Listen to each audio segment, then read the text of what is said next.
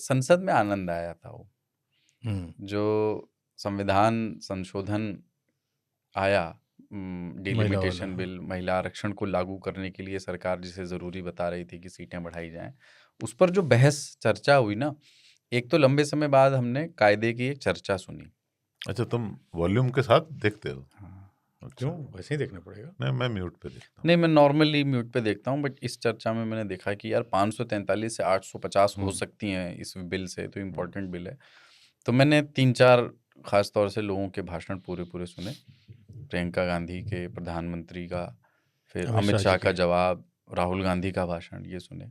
बढ़िया, मुझे एंटरटेन हुआ मैं सुन के। सबके अच्छे थे। कायदे की चर्चा हुई।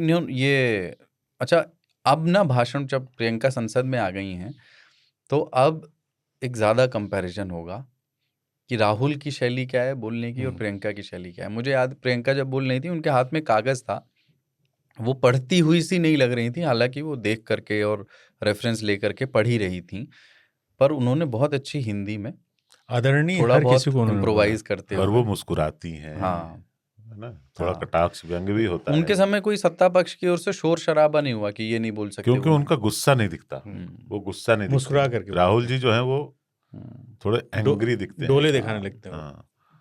और लेकिन मैंने जो सुना, मैंने कोई भाषण नहीं सुना था, पर लोगों से सुना कि राहुल गांधी का भाषण जादुई था।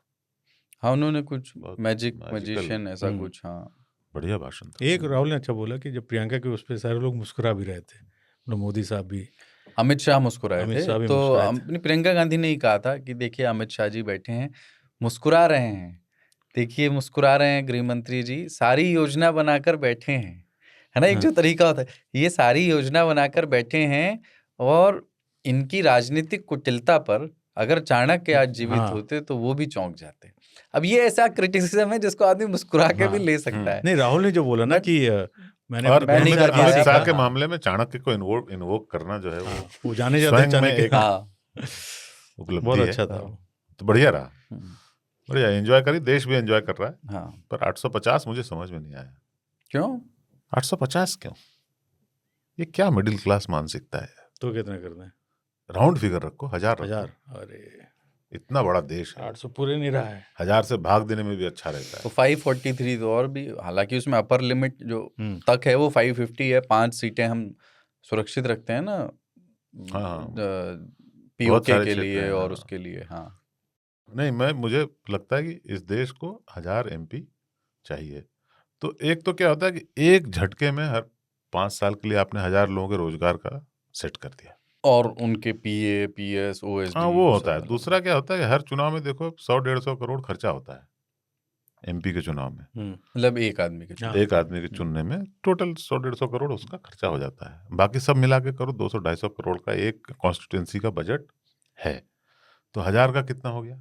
बहुत ज्यादा हो गया, है ना, 2 लाख करोड़। पिछले बार का एपिसोड ये सीख देता है कि गणित के मामले में हम पे ट्रस्ट ना किया जाए। हाँ यार, वो 2 रुपया खा गया। तो इतना बजट जो है सडनली अमीरों की जेब से गरीबों की जेब की तरफ जाता है, तो उन्हीं में बढ़ता है। दूसरा 1000 MP रहेगा तो हम दुनिया को भी दिखा सकेंगे हमारे पास 1000 MP है। लेकिन मैंने लिखा था कि हम लोग ना 80% कंट्री है, हर चीज में ना प्रयास करते हैं, लेकिन मंजिल के पास जाके कमन टूट जाती है हमारी। 80% हो गया तो बहुत अच्छा हो गया, अब नहीं करेंगे यार, समझ रहे हो ना, कंप्लीट नहीं करते कुछ भी। आदमी अपने घर परिवार के रिश्तों में भी 85 तक जाता है, 100% कुछ होता नहीं ना, तो फिर छोड़ देता है। अरे पूरा शिद्दत से करो भाई, बढ़ा रहे हो तो 1000 करो, ये क्या 850 इतना करेंगे।